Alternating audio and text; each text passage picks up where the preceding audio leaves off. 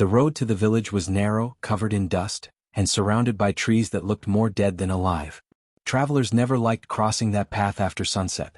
They said the shadows there moved on their own, and if you listened closely, you could hear whispers that didn't belong to the wind. The story began years ago when the first priest was sent to the village. He was young, filled with hope, and believed no evil was stronger than faith. The villagers welcomed him at first. They begged him to stay to pray for their homes, their sick children, their cursed crops. He stayed. He prayed. But one night he vanished.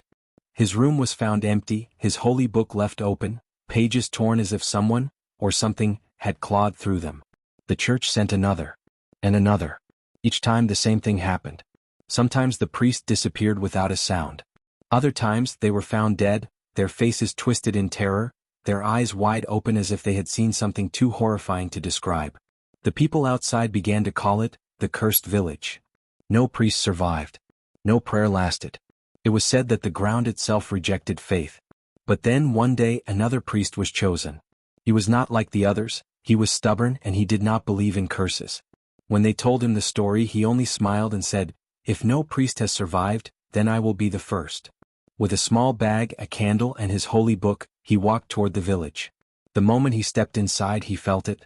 The air was heavy, too heavy, as if he had walked into water instead of air. The houses were silent, their windows shut, but behind the walls he could feel eyes watching him. Children peeked and then vanished quickly, as though afraid of being seen with him. No one welcomed him. No one spoke. That night he tried to sleep inside the old church. But the silence there was louder than sound. He placed his candle on the table, opened his book and began to pray. And that's when he heard it. A knock. Slow. Steady. Coming from inside the walls of the church. He froze. The knock grew louder, closer, until it was right behind him. But when he turned there was nothing. The candle flickered violently, though no wind entered the room. He tried to continue his prayer, but then the voices started. Whispers. Hundreds of whispers, overlapping, filling the air around him. Some laughed. Some cried. Some called his name, though no one in the village had spoken to him yet. The next morning, the villagers finally approached him. An old woman looked into his eyes and said, "Leave, while you still can. This place does not want you."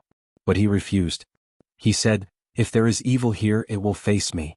If there are curses here, I will break them." Days passed, and every night the same terror returned.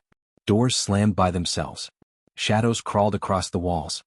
His prayers were always drowned by laughter that had no mouth, no body. He grew weaker, but he did not leave. On the seventh night, he decided to face whatever hunted him. He lit 12 candles in a circle, placed his book in the center, and began chanting louder than ever before. At first, silence. Then screams.